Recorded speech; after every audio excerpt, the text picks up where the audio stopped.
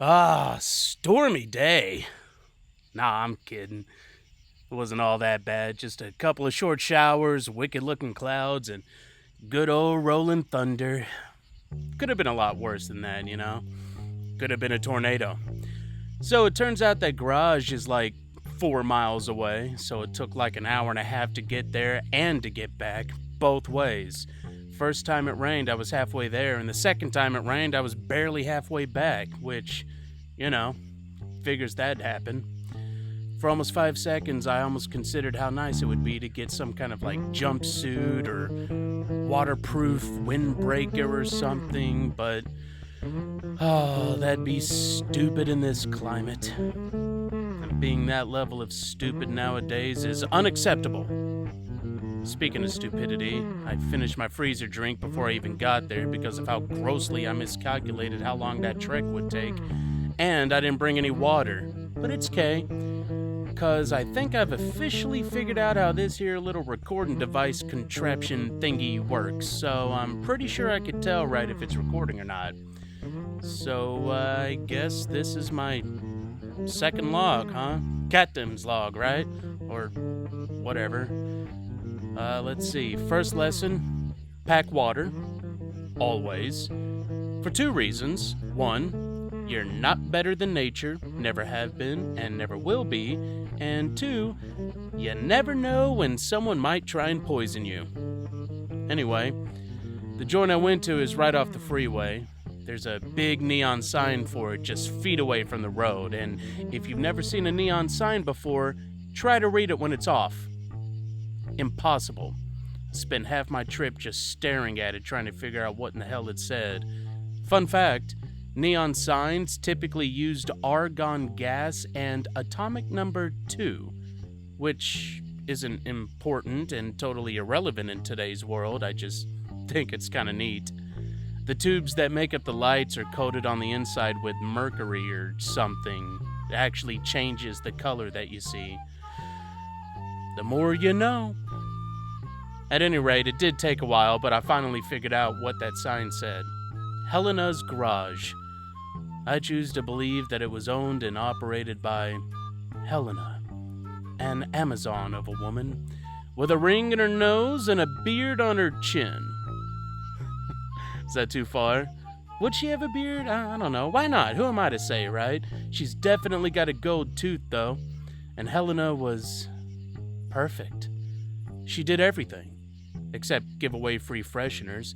My guess is she knew just how good she was with her work that she felt it was unnecessary to bestow those free little pine tree dongles that hung from your rear view lest you be distracted from her perfection. 'Twas her calling card.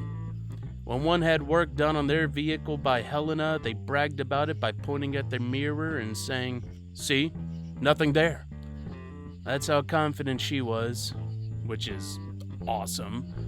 I could only dream of attaining that level of boldness and knowing just how good I am that you don't even get an air freshener. I bet she's still alive. Probably built up another shop and got herself a posse. A community would have sprung up around it by now, which she rules with her trusty old lever action called the Reciprocating Woman. She drinks whiskey. Just whiskey. Helena is my hero. Dared to dream. The garage itself is actually pretty great. There are literal tons of cars all over the place, including a tow truck. There's a bunch of different tools, hardware, and a hodgepodge of various other things, mostly geared toward cars, sure, but hey, when inspiration strikes, never stop being creative. I've always said that. Or I'm sure someone else has always said that. No wood, though. I did call that, which sucks. And no air fresheners. That's actually true. It's too bad, because I was going to put a pine tree on the front of that tractor I found, just because I figured it'd be funny. Since I wasted most of my time trying to figure out what that stupid sign said, I didn't get a chance to look closely enough at the cars to see if they could start or if there were even any keys. But oh, if I could get that tow truck, that'd be a universe send right there. Something to look forward to, I guess. I'll definitely be coming back, but it's the back lot where the real gold was. When you go through the back door of the shop, it opens up into a square surrounded by chain link fence, which in and of itself is pretty good if I could take it apart and haul it back, but the first thing you'll realize is the back lot is inundated with mountains of tires, cinder blocks, metal posts, car parts, more vehicles, and a bunch of other crap, but the cream of the crop, corrugated tin roofing. If you're not familiar with corrugated tin roofing, it's the jackpot. It can be used for roofing, walling, fencing, flooring. It's thin enough that you could fold it and cut it and shape it. It is exactly the perfect material for post-apocalyptia. So yeah, I'll definitely be making a trip back here. But before I do, let me tell you about the coolest part of the day. So, there I am, surrounded by a bunch of junk, soaking up the UV rays through a cloudy sky, and I noticed something a little out of place.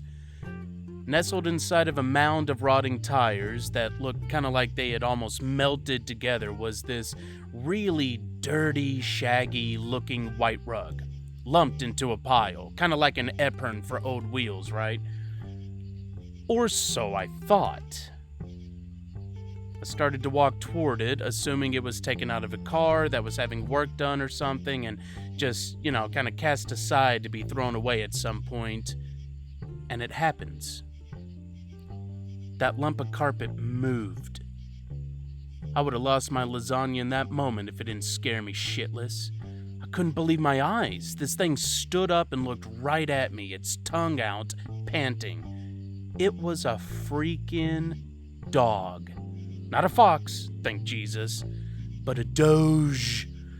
I don't think I've seen a dog in more than a year, and this thing was huge. As long as 4 of those tires side by side, tip to tip. Felt as though it was gazing into my soul with those beady black eyes. Fortunately, it wasn't growling, so apparently territorial disputes were not an issue, but it definitely knew I was there. But long story short, it did not hurt me, and it followed me all the way back here to the farm, which I guess is what I'm calling it now. I won't lie, I kind of hope she stays.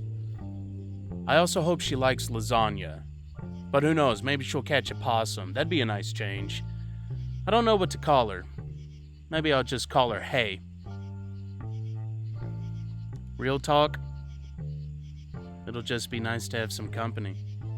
She's apparently friendly and seems to enjoy the couch. It's been a dark, messy, scary 4 years, but I'd say life's improving just a tiddly bit, and, well, I don't know. Under the circumstances, what else could you ask for? Money? Yeah,